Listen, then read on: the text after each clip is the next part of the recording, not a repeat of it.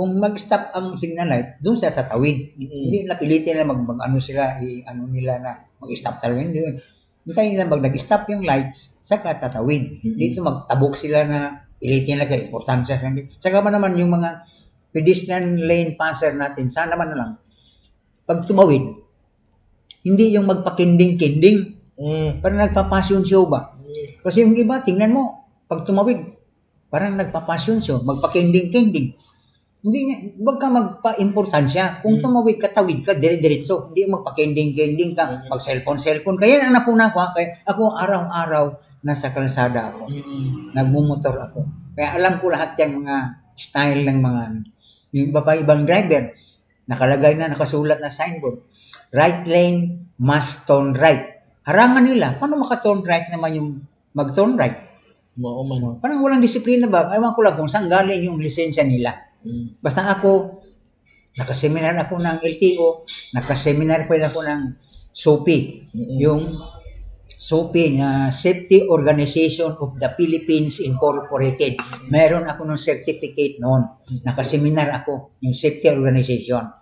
Dalawang na seminar para sa LTO. Yung iba ata, parang hindi nila inabot yung SOPI. Kaya nung pag-seminar ako ng SOPI, siguro mga more than 1,000 lang kami na driver sa Davao City. 3 days na seminar yun. Friday, Saturday, Sunday, graduate kami. Libre pagkain, pamahaw, almusal, tsaka merienda, pagkahapon. Yun ang naatinan ko, SOPI. Safety Organization of the Philippines Incorporated. Yun. Kaya nga, mapuna ko sa kalsada, yun nga, pag may tumawid man, nagsiselfon, nagpakending-kending. Pag tumawid-tawid, di ba? Kung naka-stop yan, huwag ka mag-expect na naka-stop yan siya, magpakending-kending ka. Hindi, tawid ka. Para malinis yung daan. Pag nag-go, dire-diretso. Hindi yung pag nag-go na, may nagpakending-kending ba, delay na naman. Sa totoo lang, mapuna ko pa rin minsan. May mga emergency ambulance. Ang iba mag-agawan, susunod, mag-convoy. Bakit takot kayo? Ano kayo? Kasama kayo sa emergency? Yan ang napuna ko, ha? Lagi sa kalsada. May emergency, tabi lahat. Tapos susunod, mag-convoy. Para lang makalibre sa dire-diretso na takbo. Bakit magmadali ka man? Hindi ka man kasama doon sa... Yun ang napuna ko.